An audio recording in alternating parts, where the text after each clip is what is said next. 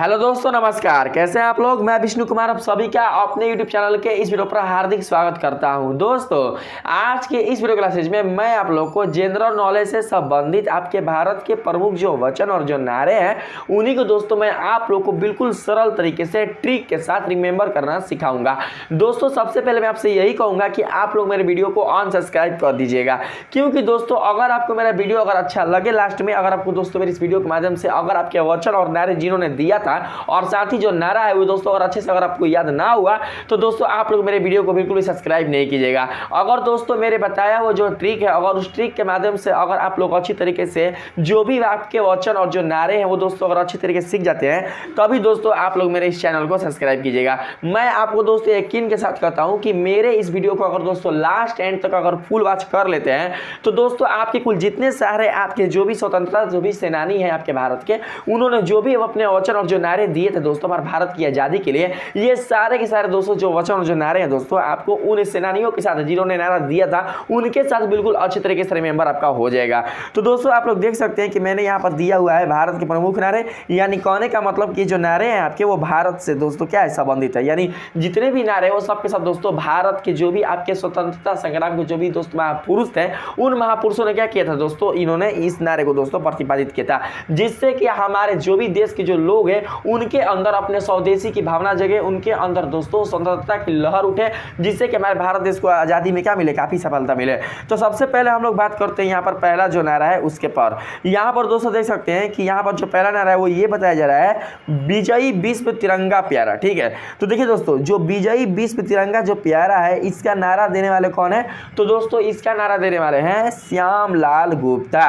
दोस्तों मैंने आप लोगों को चित्र के साथ यहाँ पर स्पष्ट रूप से दिखा दिया है जिन्होंने इन वचनों को दोस्तों दिया है, जिसके माध्यम से आप लोग दोस्तों ये पहचान कर सके कि जिन्होंने जो नारा दिया वो कैसे थे, किस पर उनका रूप कैसा था, और साथ ही दोस्तों चित्र के माध्यम से आपको ज़्यादातर मतलब जल्दी से जल्दी आपको याद भी हो जाए, इसीलिए मैंने यहाँ पर दोस्तों फिगर के माध्यम से आप लोगों को बताने का प्रयास किया है। दोस्तों देखिए आप लोगों ने इतना जाना कि विजयी विश्व तिरंगा प्यारा का दोस्तों जो नारा देने वाले हैं वो है श्यामलाल गुप्ता, लेकिन इसको हम लोग रिमेंबर कैसे करेंगे ट्रिक के आधार पर, इसको दोस्तों आप लोग समझने का प्रयास कीजिएगा। देखिए विजयी विश्व तिरंगा प्यारा, तो दोस्तों यहाँ पर हम लोग क्या करेंगे, विजयी का मतलब होता है जिसकी जीत होती है और विश्व का मतलब होता है संसार। तो दोस्तों हम लोग यहाँ पर जो विश्व है उसको हम लोग यहाँ पर जोड़ेंगे महाभारत से।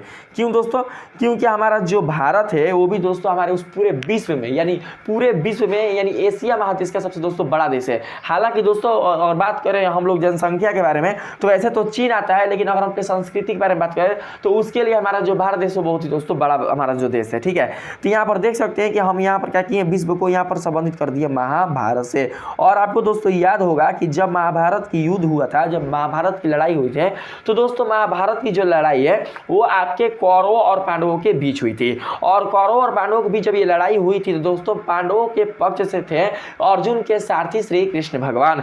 तो दोस्तों कहीं ना कहीं हम लोग यही जानते हैं कि श्री कृष्ण भगवान ने क्या किया था, पांडवों को दोस्तों युद्ध में जीत दिलाया था। यानी कि अगर श्री कृष्ण भगवान पांडवों की तरफ से अगर नहीं होते तो बिल्कुल भी जो पांडव है वो दोस्तों जीत नहीं पाते। ठीक है, तो दोस्तों यहाँ पर आप लोग ध्यान से समझने का प्रयास कीजिएगा कि महाभारत यानी यहाँ पर जो विश्व है दोस्तों इसको हम लोग जोड़ेंगे किससे, तो हम लोग महाभारत यानी दोस्तों इसको हम लोग जोड़ेंगे महाभारत से। और यहाँ पर विजयी यानी महाभारत में विजयी दिलाने वाले कौन थे, तो महाभारत में पांडवों को विजयी दिलाने वाले थे श्री कृष्ण भगवान। और जो श्री कृष्ण भगवान जो थे दोस्तों उनका जो रंग था वो कैसा था, तो दोस्तों श्री कृष्ण भगवान का जो रंग था वो सांवला था।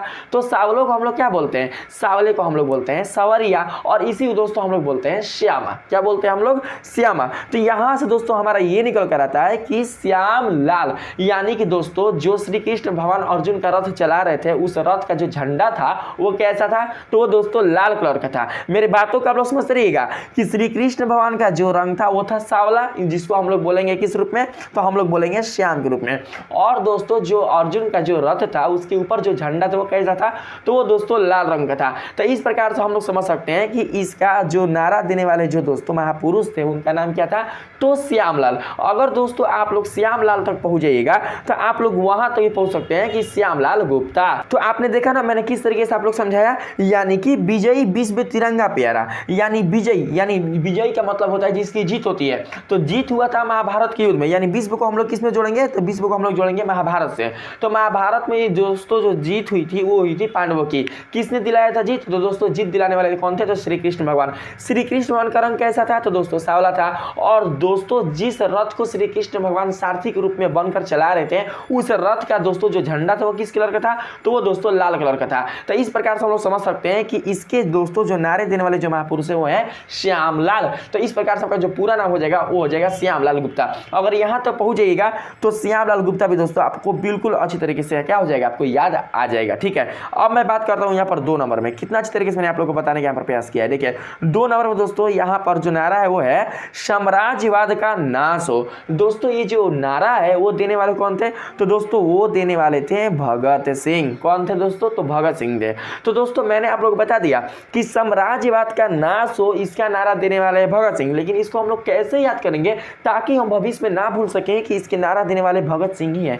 तो दोस्तों मैं आप लोग को बताता हूं कि इसको हम लोग कैसे याद कर सकते हैं। दोस्तों भगत सिंह ने ही अपने दोस्तों एक बहुत ही अनमोल विचार में ये बताया था कि किसी मनुष्य का सब कुछ तब तक नाश नहीं हो सकता जब तक मनुष्य खुद नष्ट नहीं हो जाता। यानी कहने का मतलब कि वो मनुष्य जब तक जिंदा है तब तक उसका कुछ भी बर्बाद हुआ नहीं रहता है। जैसे कि हम लोग बहुत सारे परेशानियों से तंग आकर, बहुत सारे मुश्किलों से तंग आकर, बहुत सारे दोस्तों ऐसे हमारे जीवन में परेशानियां आती है जिससे हम लोग तंग आकर अपने आप को दोस्तों क्या करते हैं, सुसाइड कर लेते हैं, हम जीवन को हत लेते हैं। तो दोस्तों ऐसा बिल्कुल भी हमारे मन में ऐसा ख्याल नहीं आना चाहिए। दोस्तों आपके जीवन में लाख दोस्तों आपकी परेशानियां आए, लाख मुश्किलें आए, हमें अपने जीवन को बिल्कुल भी दोस्तों हत्या नहीं करना चाहिए, हमें बिल्कुल भी सुसाइड नहीं करना चाहिए। क्योंकि अगर हम हैं तो दोस्तों सब कुछ है, अगर हम नहीं है तो समझिए कुछ नहीं है। तो जो भगत सिंह है उन्होंने अपने अनमोल विचार में यही बताया था कि किसी मनुष्य का तब तक कुछ बर्बाद नहीं होता जब तक वो मनुष्य जिंदा है। मेरी बात को समझिएगा, किसी मनुष्य का तब तक कुछ बर्बाद नहीं होता जब तक वो मनुष्य जिंदा है। तो बर्बाद का हम लोग यहाँ पर समझेंगे नाश से।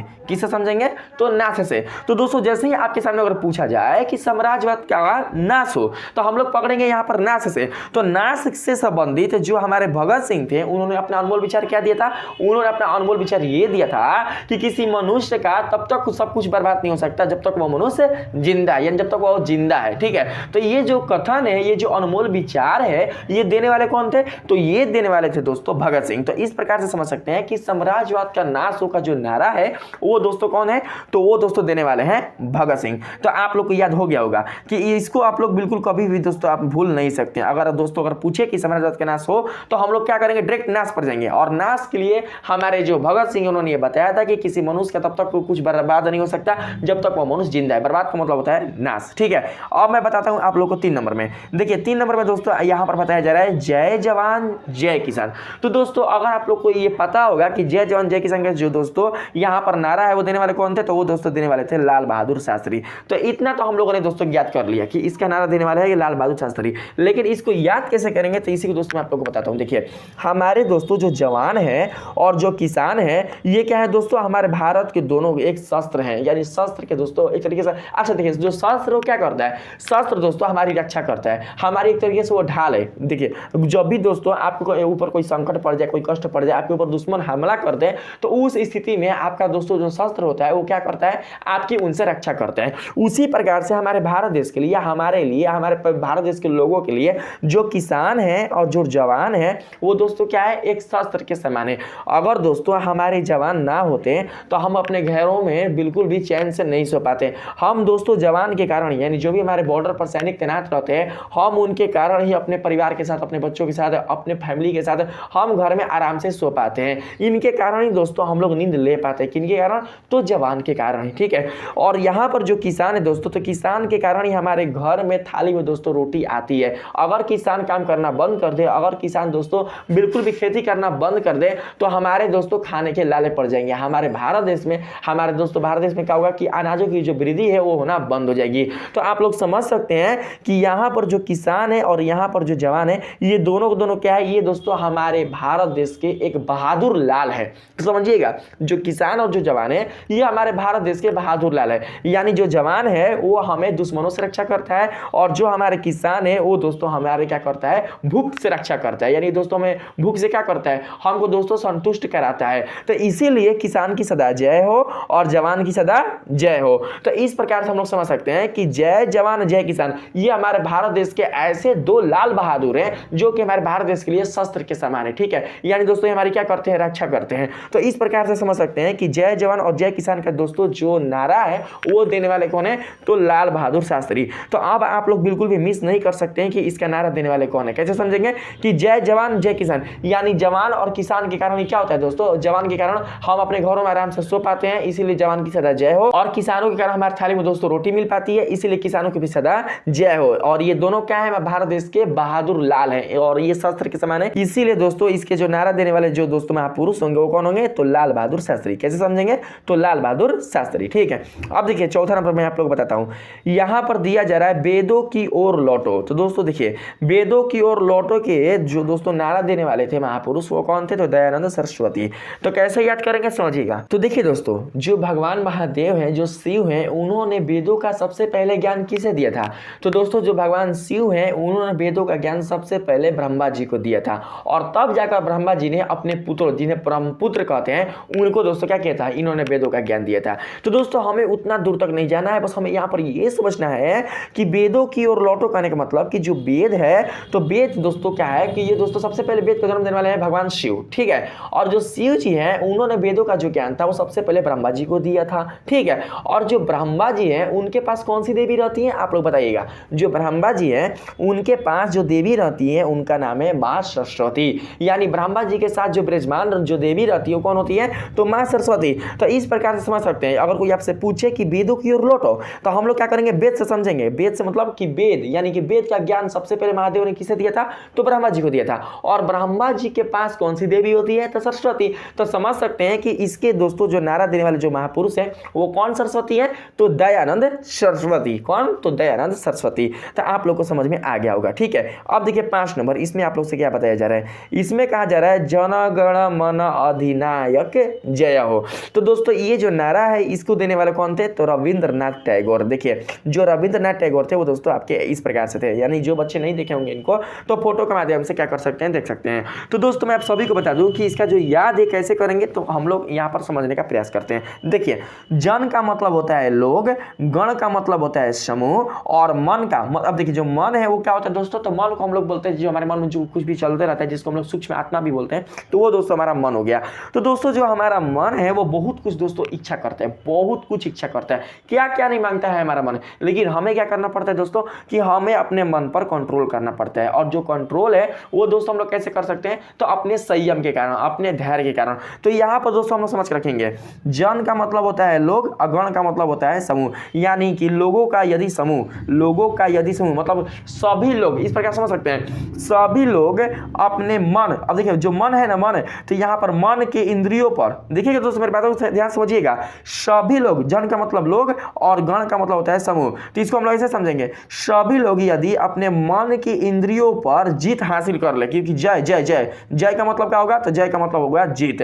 अगर जीत हासिल कर ले तो वही असली क्या है, नायक है। देखिए अधिनायक, अधिनायक, तो वही असली क्या है दोस्तों, नायक। नायक मतलब होता है हीरो, यानी कि जो भी मनुष्य अपने मन के इंद्रियों पर अगर जीत हासिल कर ले, अपने मन की इंद्रियों पर अगर दोस्तों कंट्रोल कर ले, तो वही असली क्या है, तो वो हीरो है। क्योंकि हमारी जो मन की इंद्रियां बहुत कुछ दोस्तों मांगती है, बहुत कुछ दोस्तों इच्छाएं करती है, बहुत कुछ करवाने का दोस्तों काम करती है, लेकिन हमें क्या करना पड़ता है कि उन इंद्रियों को दोस्तों हमें सचेत कर रखना पड़ता है, उस पर दोस्तों संयम रखना पड़ता है। देख सकते हैं दोस्तों कि यानी कि जो भी मनुष्य, यानी जो भी लोग, जो मतलब लोग, जो भी लोग अपने मन की इंद्रियों पर अगर जीत हासिल कर ले, जय का मतलब होता है जीत, अगर जीत हासिल कर ले तो वही असली क्या है, नायक है। तो इंद्रियों, तो यहां पर ध्यान दीजिएगा, इंद्रियों, तो इंद्र से क्या बनेगा, इंद्र से रविंद्र, मेरी बातों को ध्यान दीजिएगा, इंद्र से क्या बनेगा, रविंद्र। तो हम लोग समझेंगे कि जन गण मन अधिनायक जय के जो राइटर है कौन है, तो रविंद्र। कैसे, तो जन गण मन, यानी जन मतलब लोग, और मन, मन यानी दोस्तों जो भी लोग अपने मन की इंद्रियों पर अगर जीत हासिल कर ले,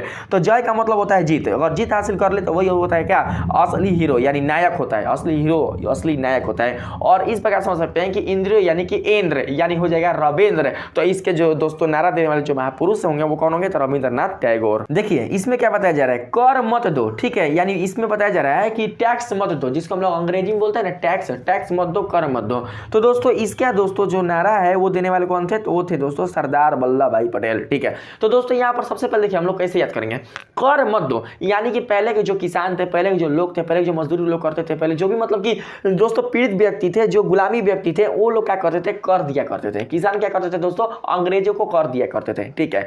तो अब बताइए जो कर दे रहा है तो उस पर क्या कर रहा है, कोई ना कोई उस पर रुकावट डाल रहा है, उस पर दोस्तों रोक डाल रहा है। और रोक क्या बोलकर डाल रहा है, तो रोक डाल रहा है कर मत दो। तो अब भाई आप ही लोग सोचो कि जो इंसान कर दे रहा है और उस पर क्या कर रहे हैं, यह आप आवाज लगा रहे हैं, यानी उस पर वो रोक लगा रहे हैं कि कर मत दो। तो भाई जो रोक लगा रहे हैं तो वो तो कोई भाई मतलब कि आल जाल तो कोई आदमी होंगे ना, ठीक है। वो तो कोई दोस्तों नॉर्मल आदमी तो होंगे ना, वो तो कोई सामान्य मनुष्य होंगे ना, ठीक है। वो जो मनुष्य होंगे कैसे होंगे, वो दोस्तों होंगे रंगदार। अब भाई जो रंगदार होगा वही ना बोलेगा कि ये नहीं करना है, वो नहीं करना है। जैसे आप लोगों ने केजीएफ देखा होगा, तो दोस्तों अगर आप लोगों ने केजीएफ फिल्म देखा होगा तो उसमें जो यश है, जो हीरो है, वो कैसा काम कर रहे हैं देख रहे हैं ना, यानी वो किसी से भी नहीं डरते हैं। अगर यश अगर उसमें ना रहते हैं, अगर यश को छोड़कर जितने सारे जो लोग थे उनके अंदर क्या था, डर था कि हमें मार देगा, ये हमें ये कर देगा, ये हमें वो कर देगा। और डर के मारे एक एक सारे लोग क्या कर रहे थे दोस्तों, मर रहे थे, मर जा रहे थे। उनके जो परिवार थे, उनके जो बीवी थे, उनके बच्चे थे, उनका जो जीवन था नरक बन चुका था। लेकिन उन सभी को उन गुंडों से छुड़ाने वाला कौन था, तो केजीएफ का जो हीरो था वो यश थे। क्योंकि तो उनका जो दोस्तों रास्ता था वो उन लोगों के भांति बिल्कुल भी नहीं था,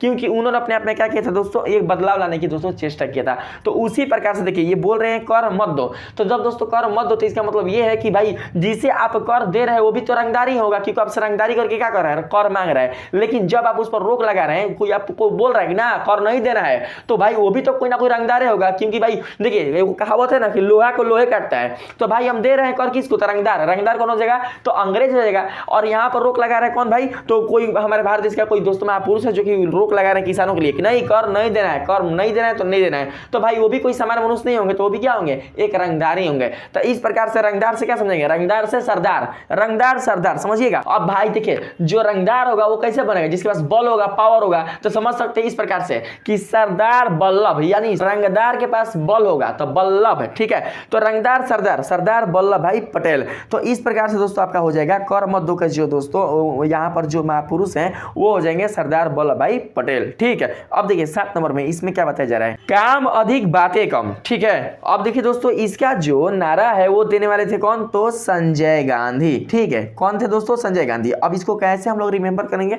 तो इसे आप लोग समझने का प्रयास कीजिएगा।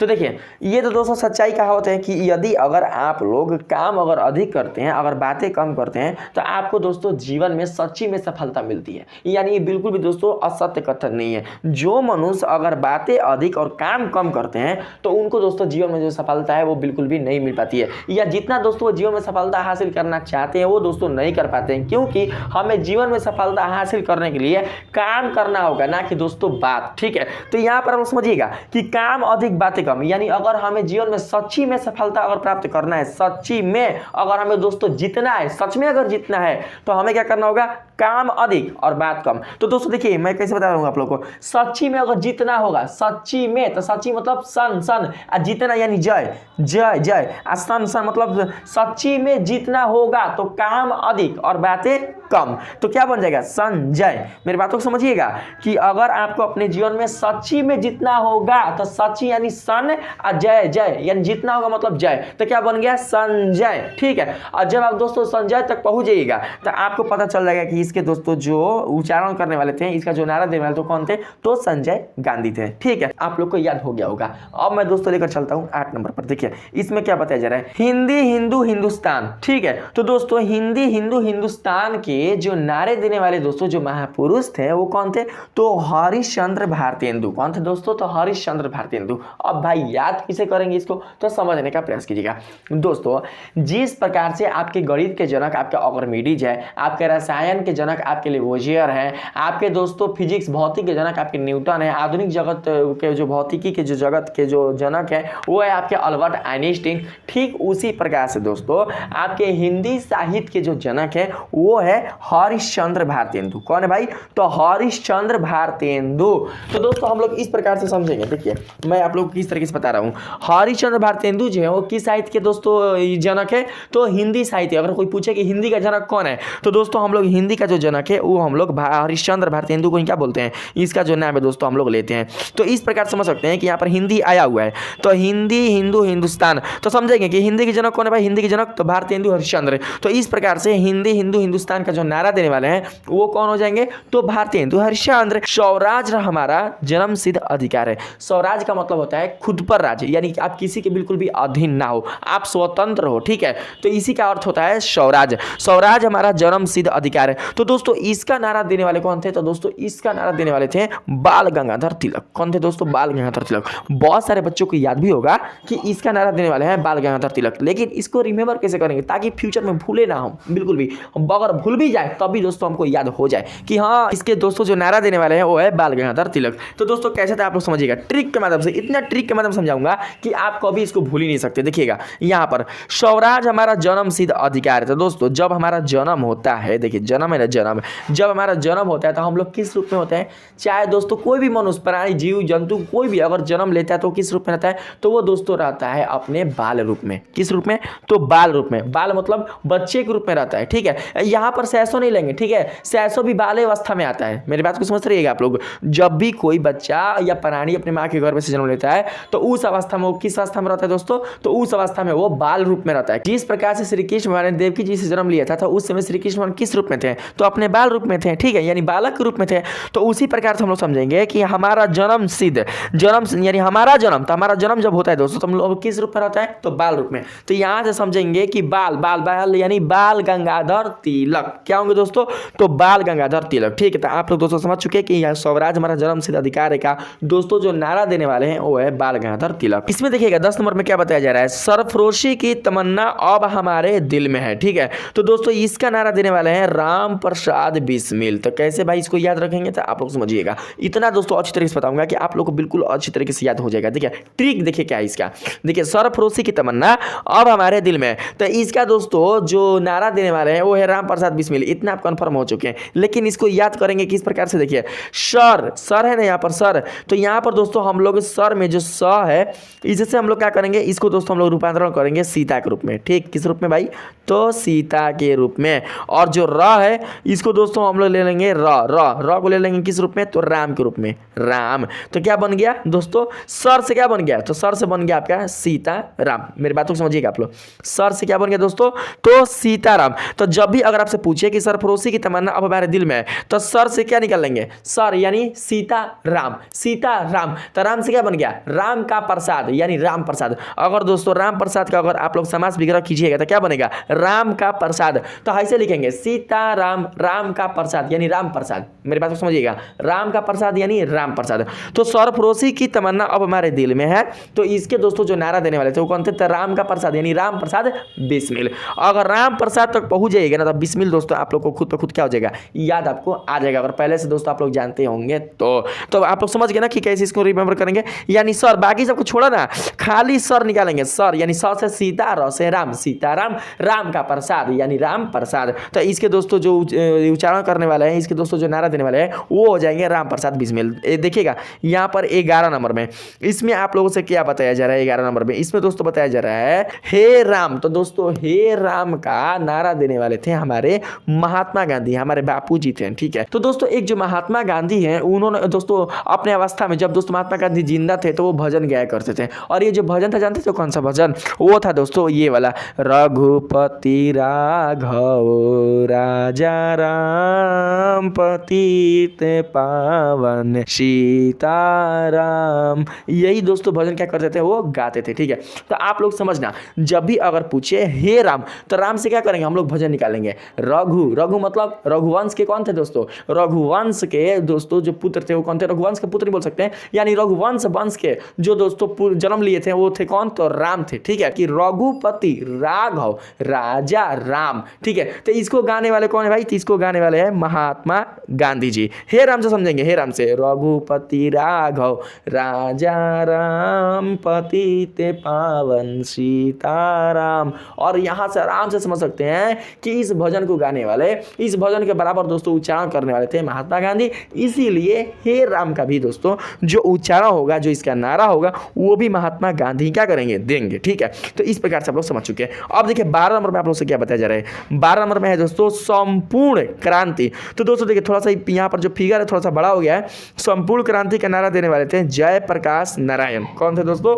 तो जयप्रकाश नारायण थे, ठीक है। मैं आप लोग को यहाँ पर दोस्तों ठीक कर दूंगा इसके पीडीएफ में, लेकिन वीडियो में थोड़ा सा दोस्तों बड़ा हो गया है। इसको समझिएगा जयप्रकाश नारायण। तो कैसे याद करेंगे तो आप लोग ध्यान से दोस्तों यहाँ पर समझने का प्रयास कीजिएगा। देखिए दोस्तों संपूर्ण को हम लोग यहाँ पर समझेंगे सुपनेखा, ठीक है। अब आप लोग सुपनेखा से आप लोग को याद आ गया होगा कि सुपनेखा कौन थी? तो दोस्तों सुपनेखा रावण की बहन थी। मेरे बातों को समझिएगा, शूर्पणखा कौन थी? तो रावण की बहन थी और शूर्पणखा के कारण ही राम और रावण के बीच क्या हुआ था? क्रांति हुआ था, यानी कि झगड़ा हुआ था। ऐसे तो दोस्तों क्रांति का मतलब होता है बदलाव, यानी स्थिति में परिवर्तन। तो दोस्तों जो हमारे राम जी थे, जब राम जी रावण से लड़ाई नहीं किए थे उस समय लंका कुछ और था, लेकिन जैसे ही राम जी ने रावण से जब लड़ाई किया, रावण से युद्ध किया और रावण से युद्ध कर जब दोस्तों उन्होंने विजय प्राप्त किया, तो उस समय पूरा का पूरा जो लंका था दोस्तों वो क्या चुका था? वो बदल चुका था। यानी कि राम को लंका तक पहुंचने में 2 वहाँ का मतलब उस तो देवता भी लोग भेजे थे, जो सुरसाराम की जो दोस्तों राक्षस थी वो उस देवता लोग भेजे थे, लेकिन जो छाया पकड़ती थी, जो सिंधनी थी, वो दोस्तों क्या करती थी? वो समुद्र में रहा करती थी,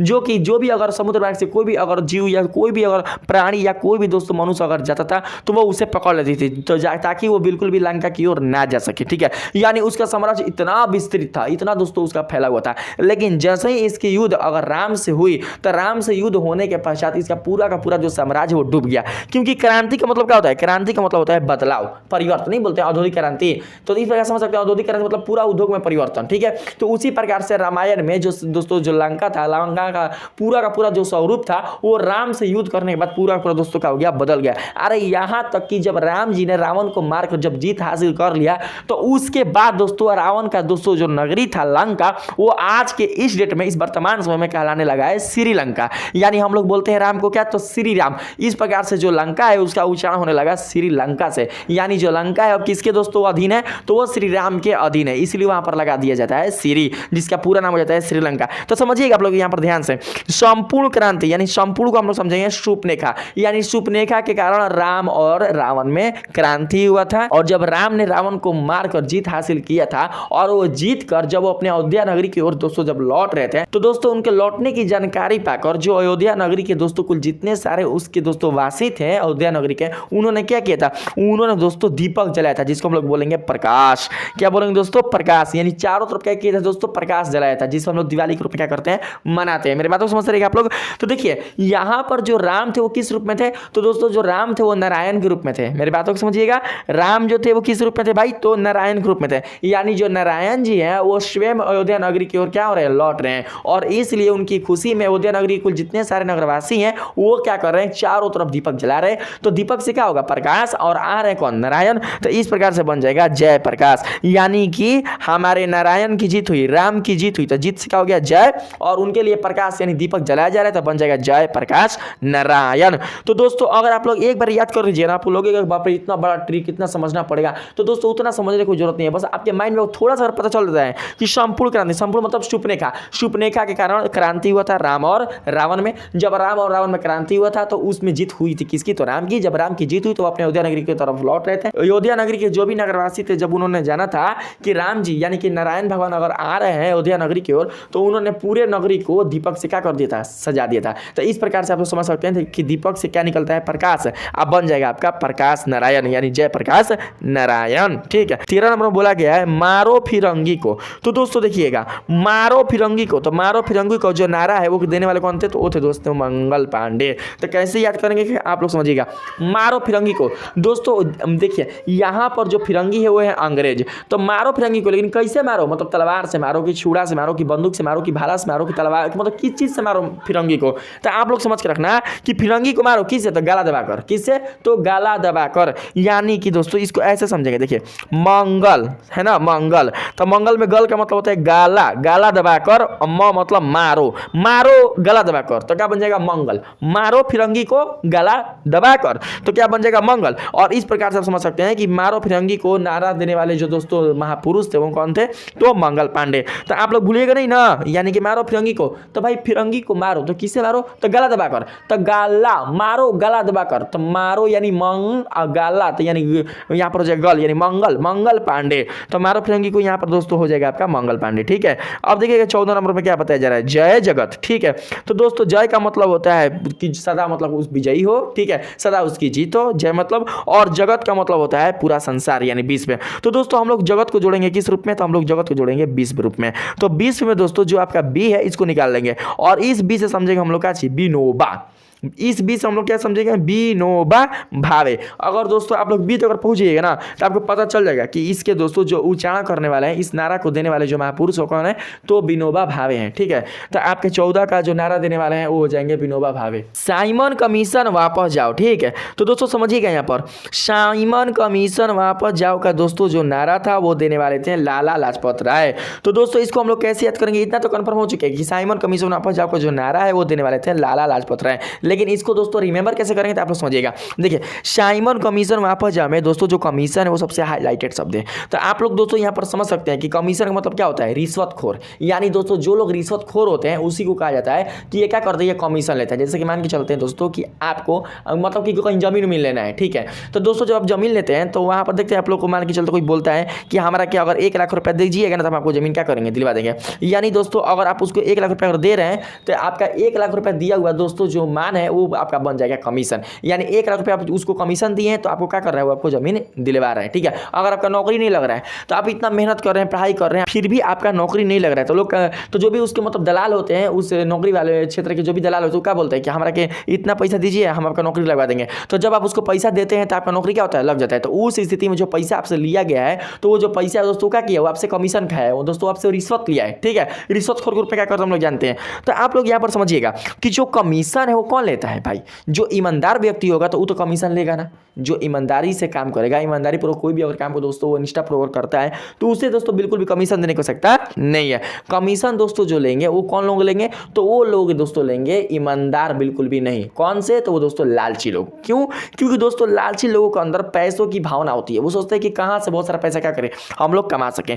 तो दोस्तों जो लालची लोग होते हैं ना उसके अंदर बिल्कुल भी लाज जात पात का कोई भी उसको डर नहीं रहता है। भले लाज बह जाए, जात बह जाए, पात बह जाए, उससे कोई मतलब नहीं है। तो इसको हम लोग इस तरीके से समझ सकते हैं। देखिएगा किस तरीके से, यानी कि लालची लोगों के अंदर ये जो लालची लोग होते हैं वो अपना लाज पात खोकर, लाज पात यानी उनके अंदर कोई भी लाज लिहाज नहीं होता है। लालची लोगों के अंदर लाज पात खोकर क्या करते हैं, वो कमीशन लेते हैं। तो इस प्रकार से समझ सकते हैं कि लाजपात से बन जाएगा लाजपात, मतलब लाजपात मतलब हो जाएगा लाला लाजपत राय। ठीक है, लाजपत को समझ सकते हैं, लाजपत यानी लाला लाजपत राय। तो कमीशन कौन खाएगा भाई, तो कमीशन खाता है लालची। तो लालची से बन जाएगा आपका लाला। मेरे बात को समझिएगा, लालची लोग कमीशन खाते हैं तो लालची से बनेगा लाला। और जो लालची व्यक्ति होते हैं उनके अंदर कोई भी दोस्तों लाजपात का डर नहीं होता है। ठीक है, वो बेहया होते हैं। तो इस प्रकार समझ सकते हैं कि लाजपत यानी लाला लाजपत राय। ठीक है, अब देखिएगा 16 नंबर में क्या बताया जा रहा है। 16 नंबर में है श्रमेव जयते। श्रमेव जयते के दोस्तों जो नारा देने वाली थी वो कौन थी, तो वो थी श्रीमती इंदिरा गांधी। ठीक है, तो कैसे याद करेंगे हम लोग, तो दोस्तों इस प्रकार से हम लोग इसको समझेंगे। देखिए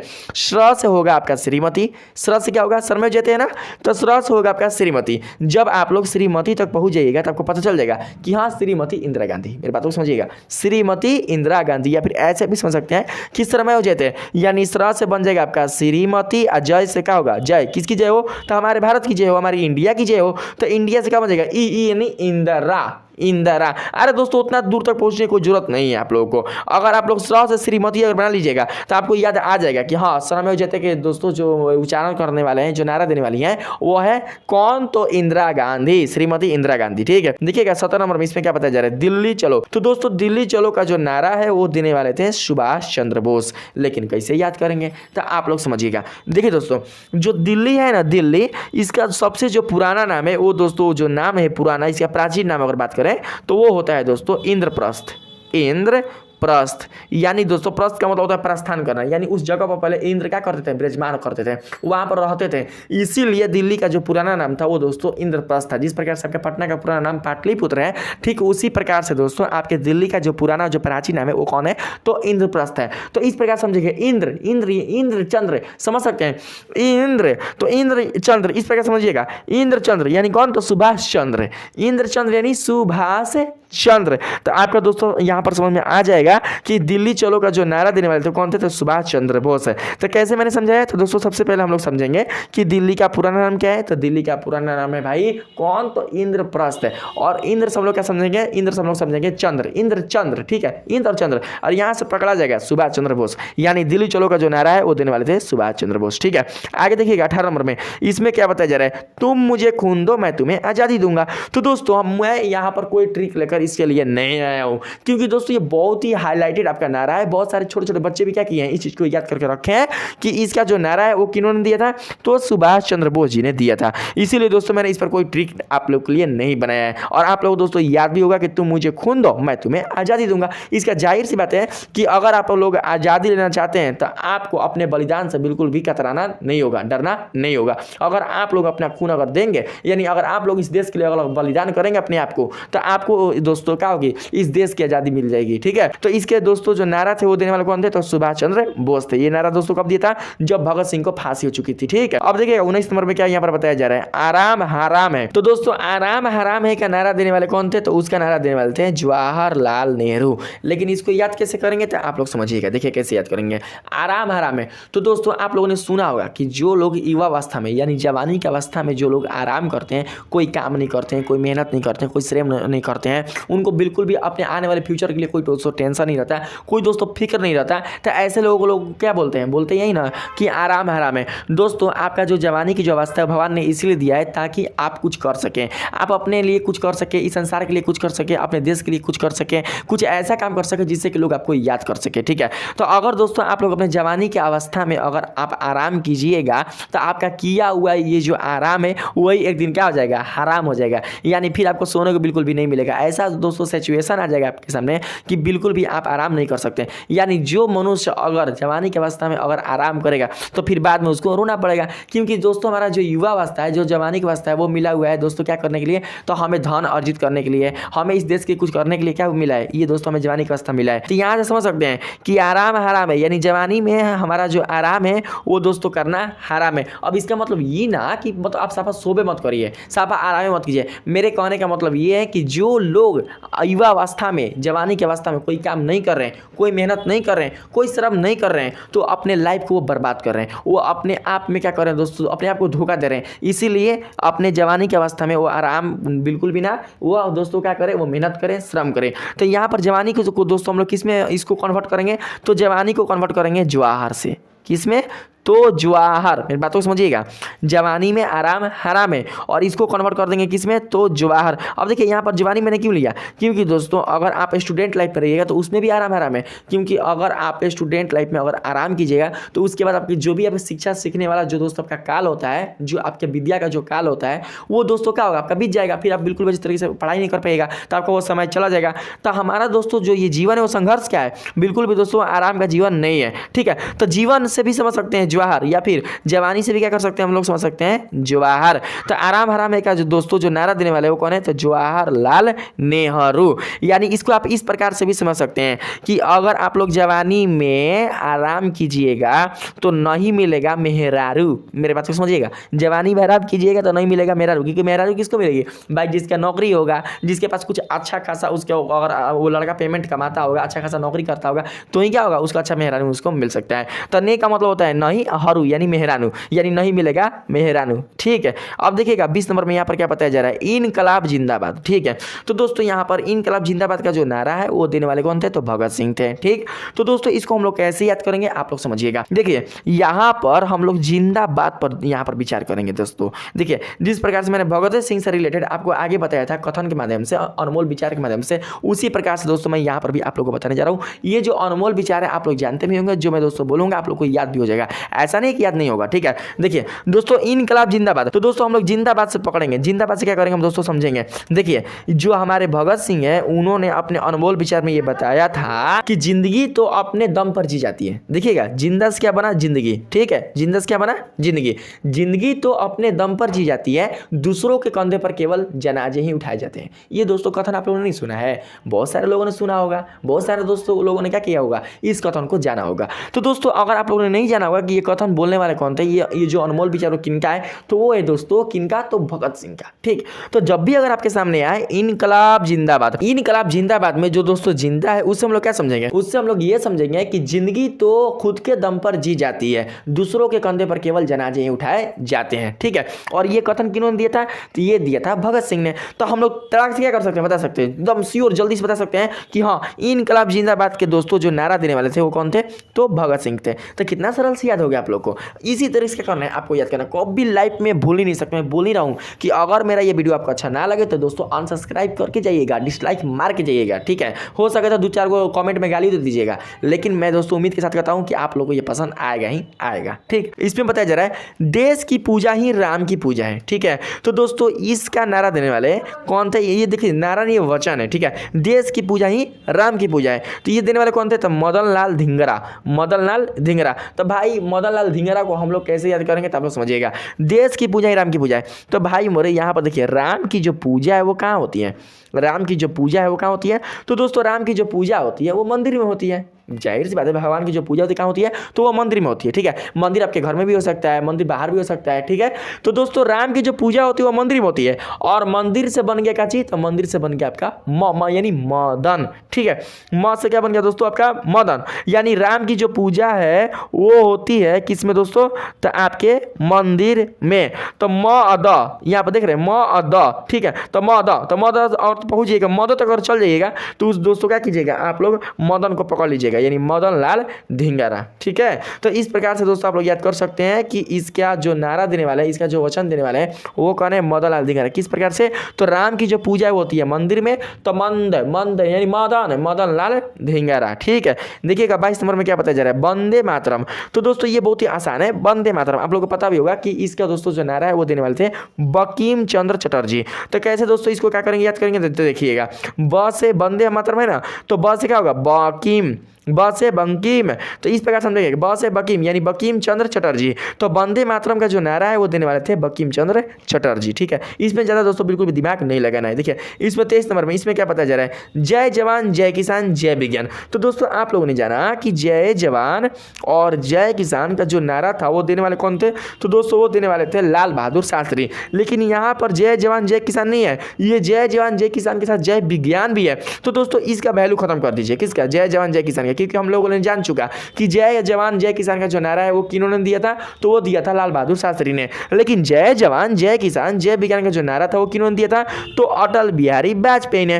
तो इसको कैसे याद करेंगे, तो इस प्रकार से दोस्तों क्या करेंगे, ज्ञात करेंगे। यानी बी विज्ञान है ना, तो बी से क्या करेंगे, बी से बनाएंगे बिहारी, क्या करेंगे, बिहारी। और आपको पता ही है कि जो बिहारी लोग होते हैं ना वो हर बतिये पर अटल होते हैं, यानी जो कह देंगे ना वो पूरा करके रहेंगे। अब भाई हम बड़ाई ना मार रहे हैं, लेकिन ये दोस्तों सच्चाई है कि बिहारी लोग जो भी दोस्तों वादा करते हैं, जो बोल देते हैं, वो अपने बात पर वो अटल हो जाते हैं। तो इस प्रकार समझ सकते हैं कि अटल बिहारी, यानी जो बिहारी होता है वो अटल होता है। तो क्या करेंगे हम लोग यहाँ पर ये समझेंगे कि 23 का जो दोस्तों ये नारा है उसको देने वाले हैं अटल बिहारी वाजपेयी, ठीक है। आगे देखिएगा 24 नंबर में इसमें क्या बताया जा रहा है, कश्मीर चलो, ठीक है। तो दोस्तों कश्मीर चलो का जो नारा है वो दिया था डॉक्टर मुरली मनोहर जोशी ने। किन्होंने दिया था, तो डॉक्टर मुरली मनोहर जोशी ने दिया था। तो दोस्तों इसको कैसे याद करेंगे आप लोग समझिएगा, कश्मीर चलो। तो अगर आप लोग दोस्तों यहाँ पर ध्यान से अगर देखें तो क है ना, तो यहाँ पर हम लोग क का जो रूपांतरण है वो दोस्तों कर देंगे कान्हा से।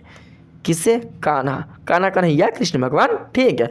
क का जो रूपांतरण है वो किस में कर देंगे, तो कान्हा से कर देंगे। कश्मीर चलो भाई, तो कश्मीर चलो में जो क है वो बन जाएगा कान्हा, और जो कान्हा है वो क्या है, तो दोस्तों जो कान्हा है वो मुरलीधर है, यानी वो क्या करते हैं, वो दोस्तों बांसुरी बजाते हैं। तो हम लोग समझ सकते हैं कश्मीर चलो, यानी कश्मीर चलो में दोस्तों जो क है वो है मुरलीधर, यानी कि कान्हा, यानी क से बन जाएगा कान्हा। और कान्हा जो है वो क्या करते हैं, वो दोस्तों बांसुरी बजाते हैं, यानी कि वो मुरलीधर है। तो इस प्रकार से समझ सकते हैं मुरलीधर, यानी कि यहाँ पर हम लोग मुरलीधर नहीं मुरली मनोहर आ जाएगा। मुरलीधर यानी मुरली मनोहर। देखिए जो श्री कृष्ण भगवान है वो क्या करते हैं, मनों को हर लेते हैं, मन यानी चित्त को हर लेते हैं, ठीक है। वो चित्त चोर इसलिए कहा जाता है, श्री कृष्ण भगवान क्या है, चित्त चोर है। तो आप लोग समझ के रखिएगा, क से होगा आपका कान्हा, और जो कान्हा है वो क्या है दोस्तों, वो मुरली बजाते हैं, और जो कान्हा है वो क्या करते हैं, चित्त को हर लेते हैं। तो इस प्रकार से चित्त को हरने के कारण इनको बोला जाता है मनोहर, ठीक है।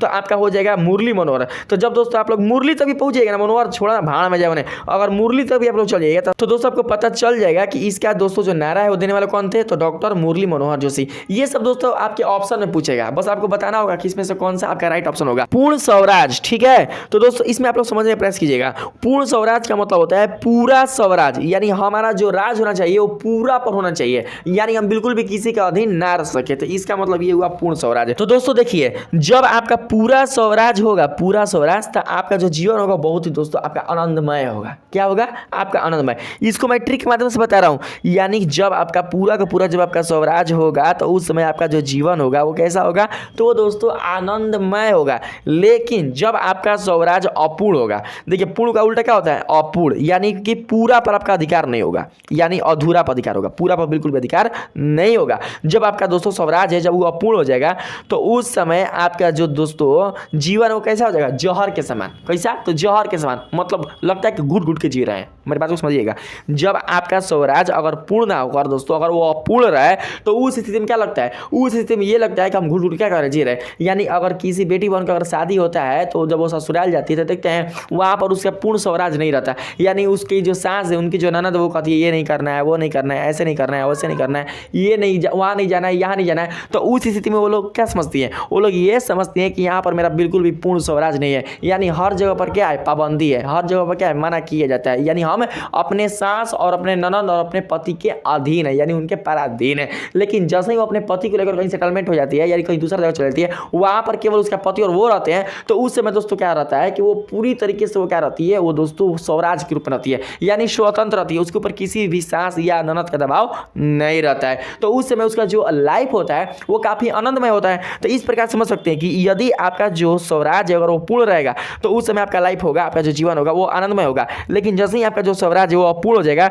तो उस समय आपका जो दोस्तों जीवन है वो जहर के समान लगेगा, मतलब लगेगा कि हम घुट घुट के जी रहे हैं। तो जहर यानी ज्वार, जहर यानी ज्वार, यानी कि जहर को कन्वर्ट कर देंगे ज्वार से, ठीक है। और जब जहर खा लेंगे तो क्या हो जाएगा? जहर खा के तो फिर मर जाएंगे, ठीक है। तो उसके बाद दोस्तों यहाँ पर मतलब जवाहर से आप लोग समझिएगा, जवाहरलाल नेहरू। तो दोस्तों अब देखिए, मेरे समझ के माध्यम से मेरे से जितना दोस्तों मेरा प्रयास था आप लोगों को याद कराने का, मैंने आप लोगों को अच्छी तरीके से याद कराया है। और मुझे यकीन भी है कि बहुत सारे बच्चे ने मेरे इस ट्रिक के माध्यम से याद कर भी लिया होगा, और नहीं भी याद किया होगा तो अगर एक दो बार अगर मैं इस वीडियो को अगर दोबारा रिवर्स करके देख लेते हैं तो अच्छी तरीके से याद हो जाएगा। और मैंने दोस्तों काफ़ी सोच समझकर विचार कर आप लोग को दोस्तों इस ट्रिक के माध्यम से मैंने बताने का प्रयास किया है। क्योंकि दोस्तों अगर आप कोई भी अगर एग्जाम देते हैं, कोई मतलब बहुत सारे अगर आप एग्जाम देते हैं कॉम्पिटेटिव का, या बहुत सारे ऐसे एग्जाम देते हैं जिसमें दोस्तों जनरल नॉलेज से संबंधित आपके दोस्तों क्वेश्चन पूछे जाते हैं, और उन्हीं क्वेश्चनों में दोस्तों अगर आपको पूछ दिया जाए वचन और नारे वाले क्वेश्चन, तो कैसे पता पाएगा कि ये जो नारा है वो किन्होंने दिया था। इसीलिए दोस्तों मैंने ये जितने भी 25 ये सारे जितने भी आप 25 देख रहे हैं सबके सब दोस्तों हाईलाइटेड है। इसमें से कोई ना कोई दोस्तों आपके क्या हो सकता है? एग्जाम में आपके आ सकते हैं। अगर आप लोग अच्छे तरीके से याद कर लेते हैं तो दोस्तों बिल्कुल भी आप भूल नहीं सकते हैं कि इसका जो दोस्तों नारा था वो किन्होंने दिया था। तो अगर दोस्तों आपको मेरा ये वीडियो अच्छा लगा है, मेरे इस वीडियो के माध्यम से दोस्तों आपके भारत के प्रमुख वचन एवं नारे जिन्होंने दिया था और उनका जो नारा था वो बिल्कुल अच्छी तरीके से याद हो चुका है, तो प्लीज़ दोस्तों मेरे इस वीडियो को लाइक कीजिएगा, सब्सक्राइब कीजिएगा, और साथ ही अगर पसंद आए तो अपने दोस्तों में भी शेयर कीजिएगा। आज के लिए इतना ही, मिलते हैं अगले वीडियो में, तब तक के लिए धन्यवाद।